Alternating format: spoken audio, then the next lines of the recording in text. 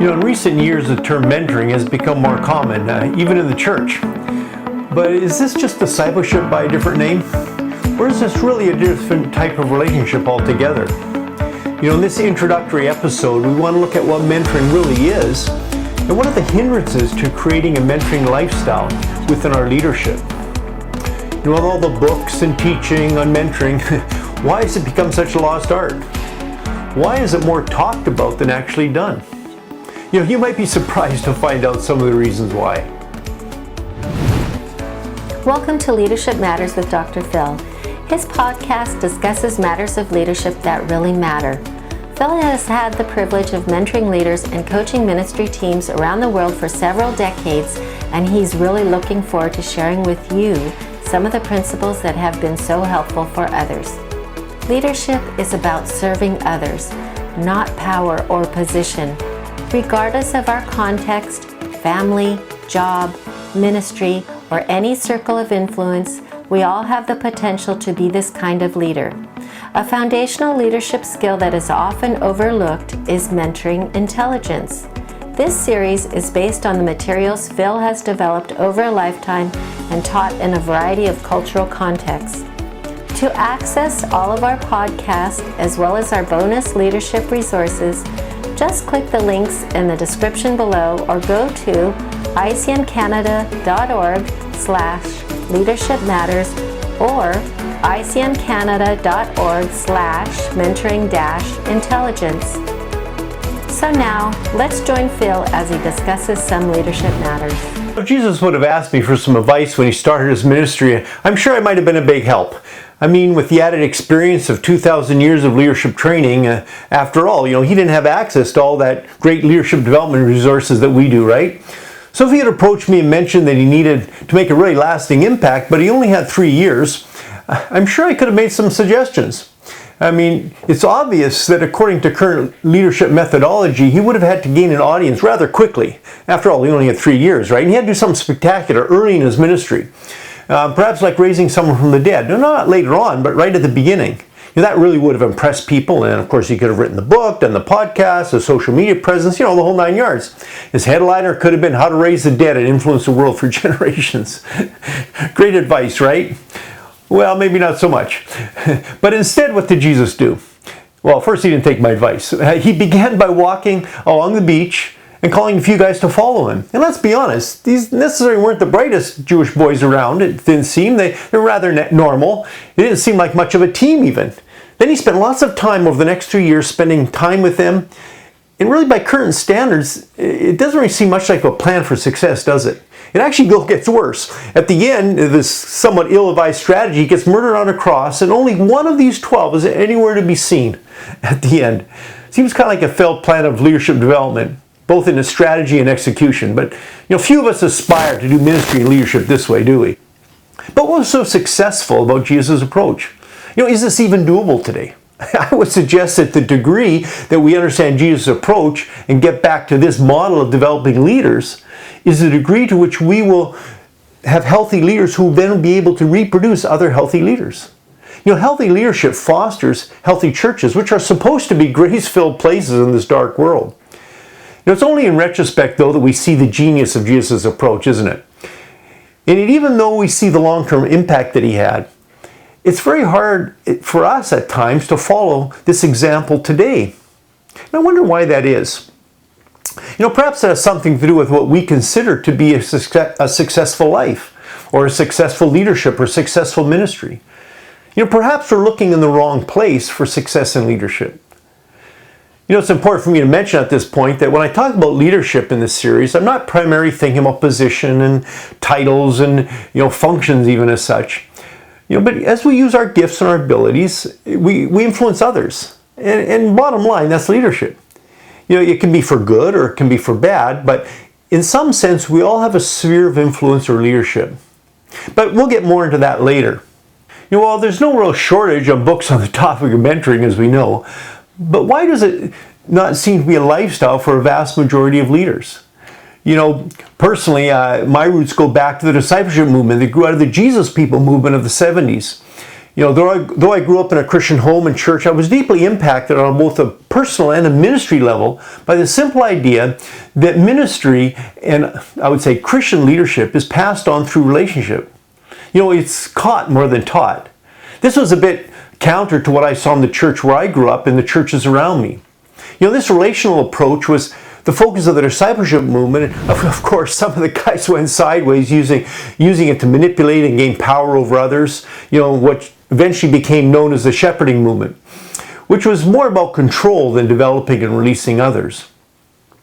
Then as a late teen and early adult, I was deeply impacted, as I said, by this relational approach to ministry at a Genesis discipleship school I went to back in California, which was really counter what was happening in a lot of the churches around me. So then in those early days of ministry, as I was finished school, I longed for someone to mentor me, to come alongside of me and show me the ropes, so to speak. Unfortunately, mentors were few and far between. Most that were in places of authority or responsibility and leadership were busy building their own ministries. They were trying to figure out themselves, or didn't have much time to turn around and help a young leader find his way. I'm sure if we were to chat over coffee, you'd be able to tell me much of the same experience that you probably have had. Because I've heard this from leaders around the world. The reality is we pass on leadership to others the way it's been passed on to us. You'd be hard-pressed to find someone who thought the idea of mentoring was a bad one. We all would agree, hey, awesome thing that Jesus did there with his disciples. Yeah, go for it. But usually we don't know where to start or how to pull this off within our own context of the 21st century. I guess what I'm trying to say is that if we're going to recover this lost art of mentoring, we're going to have to start by changing our own priorities. Of course, we all want Jesus' level of results, but are we willing to pay the price for Jesus' methodology? When I first wrote my book, Mentoring Intelligence, I was kind of in midlife, and my focus was on the next millennial generation. Since then, that generation has grown, and they now have children that are Gen Z, and now they're even becoming young adults. And yet, in order to engage in mentoring the next generation, whoever they may be, we have to understand their values. The good news is that this is a learnable skill, but it does require some intentionality. It doesn't come automatically just because we have a leadership position or some authority or whatever. I'd like to suggest that this is the only style of leadership, though, that is truly life-giving. The irony in our increasingly digitized world, with our explosion of social media, which, let's be honest, is probably more pseudo-social than reality, but it reflects a hunger by the next generation for leaders to engage in a more relational approach. Unfortunately, we often settle to pass on either just academic training or even high-tech education, but the reality is the best way to learn, to help others grow and learn is come alongside of them and spend some time with them. And bottom line, in essence, that's mentoring. Over the last couple of decades, I've taught a series of seminars on the subject from Russia and Europe, China, Africa, Latin America, and what I've noticed is that there's many more people wanting to be mentored than are actually willing to be mentors. Now, of course, there's many reasons for this, but the reality is that it's easier to just Google and download information to someone than to get in the trenches, get our hands a little dirty, and help them with their life, help them in their leadership formation.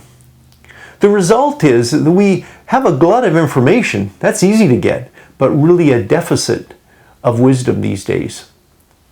The early discipleship movement, which I referenced with this focus on relationship and accountability, is really what laid that foundation in my own life.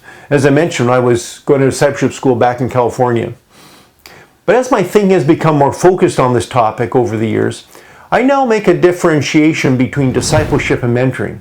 While both should involve the relational approach, for our purposes, when I use the term discipleship, I'm referring to helping someone grow in the faith, help them grow as a Christian. While mentoring refers to helping someone grow in their leadership potential and capacity, and of course, using leadership in the broad sense that I am. Listeners of our Leadership Matters podcast have exclusive access to our free bonus leadership materials, which include our MQ assessments as well as his Developing Others workshop. Just click the link in the description or go to our website, icmcanada.org/mentoring-intelligence. If you would like to take a deeper dive into this topic, Click on the link in the description box where you can download Phil's Mentoring Intelligence book and the workbook. In it, he discusses the key factors that affect our mentoring intelligence and then offers a practical mentoring model which leaders have been using for decades around the world. The Mentoring Through Intentional Relationship Guides are a practical model to actually help you mentor someone. They are available in several languages and over the years have been used by thousands of leaders. The content, discussion questions, and other tools are designed to assist you in mentoring a potential leader and are available at icmcanada.org/resources. The practice of mentoring was not foreign, of course, to either the Hebrew or the Christian scriptures. And so it's somewhat ironic that we in the church have only more recently rediscovered it.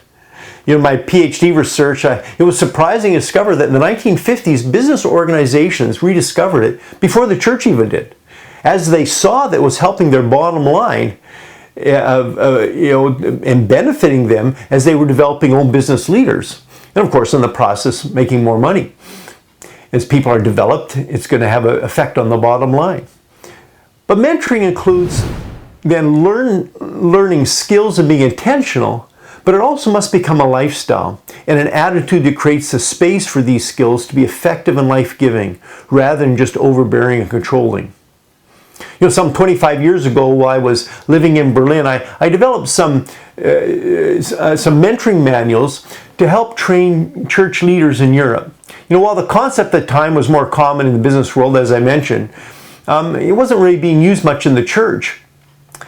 But this was particularly the case in many of the countries in which I was doing conferences at the time, and since then, I began to discover that there were some obvious and maybe not quite so other obvious barriers to implementing what everyone generally thought was a good idea and good practice. So as I taught at mentoring conferences around the world, I discovered little opposition to the basic concept. Yet I also discovered many leaders were struggling in implementing these principles and developing a mentoring lifestyle within their own lives and their organizations. I would teach my introductory seminar and then leave hoping that they would begin doing it. However, when I returned in 6 months or a year later, very few had implemented this in their leadership. I began to realize that without some intentionality and without some structure, mentoring was unlikely to happen in a church or a leader's life. Good intentions were just not enough. There were just too many distractions, including many good and necessary ministry activities. Let's be honest, obviously that made the good the enemy of the best, as often is the case in leadership. But the fact is that most of us, rather than following Jesus' ministry example, have been taught a different way of doing ministry completely. So our basic ministry and church structures actually work against implementing mentoring in training the next generation. Another thing I've noticed that in more Western-leaning cultures, ones that typically are not relationally focused, a relational approach which takes a lot of time goes against our natural inclinations. And so it's difficult to become part of our lifestyle. On the other hand, in more naturally relational cultures, there's also a struggle. While it's more natural to spend time together, it is often not focused and so it lacks accountability and intentionality. Mentoring relationship requires both a time investment and intentionality. Mentoring is based upon a relationship. It's walking along the road of life with someone else. They may be who may be a couple steps behind you, but you're walking the journey with them. Or if you're being mentored, you're walking the journey with someone who's a couple steps ahead of you. However, it requires some sort of structure or likely won't happen. But these structures need to be flexible. It can't be just another program. This is why we developed the Mentoring Through Intentional Relationships model, which attempts to balance both of these. The mentoring intelligence then refers to the ability of both the individual and organization in encouraging and fostering mentoring types of relationship. Some struggle in mentoring others due to the fact that they're not aware of the basic skills necessary in order to mentor another person. Others, on the other hand, feel inadequate, often due to a wrong idea as to what mentoring actually involves. Social media in the last 10 years has been a huge driver of culture and has created pseudo connections which do not really satisfy. We saw this evident, of course, in the recent pandemic of 2020. For all the talk of connecting and video chats and social media, we discovered as a society that there's really no substitute for actually in-person, face-to-face connections. I've also discovered that many youth cultures around the world have common values regardless of the ethnic culture in which they may be embedded. Typically they're looking for a relationship and finding their own truth, but they often don't have the tools or know how to achieve this goal. As I've shared this topic with youth on virtually every continent, I've discovered that many may want a relationship, a mentoring relationship, but either don't know how to find it or fully understand the accountability required to benefit from such a relationship. So the basic issue we're dealing with here is how to best develop leaders, remembering my broad definition of leadership, being of influence. While there are some innate leadership skills that some individuals have, maybe right from birth, I'm kind of from the camp that believes that leaders are made, not born. So if we reproduce who we are, then it makes sense that we tend to perpetuate values in leadership the way that they've been passed on to us. It only makes sense. So in this series, we want to look at a relational approach. How can we best reproduce healthy ministries and the next generation of leaders? The fact is that a church planting movement is really a leadership development movement. Without growing healthy, reproducing servant leaders, the church will remain weak and will not fulfill its purpose.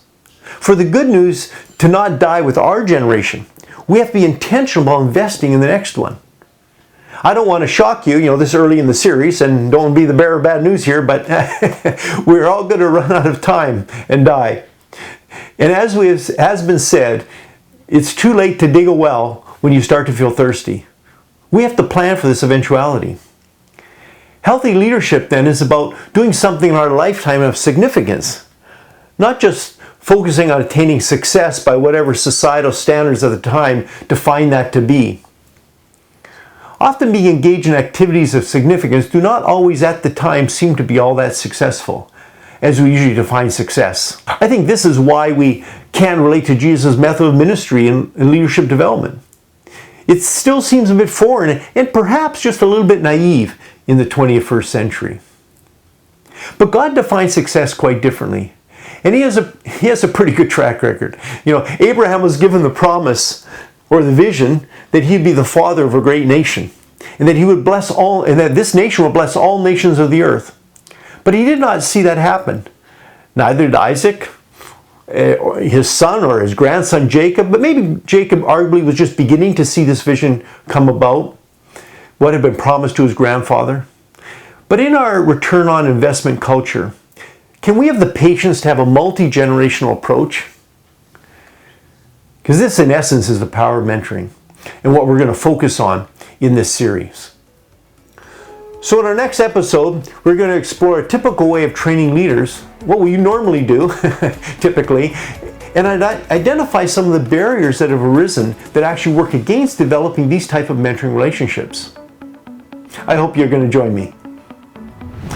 But before we get there, I'd like to leave you a few leadership matters to consider. One, what is your focus in your leadership and your ministry? And what does success mean for you? And what are some of the barriers you face in becoming a mentor? Thank you for listening to Leadership Matters. If this has been helpful, please remember to like, subscribe, and share us. Doing this will enable others to benefit from this material as well. If you would like to partner with us to provide these materials to leaders who cannot afford them, please go to icmcanada.org/donation.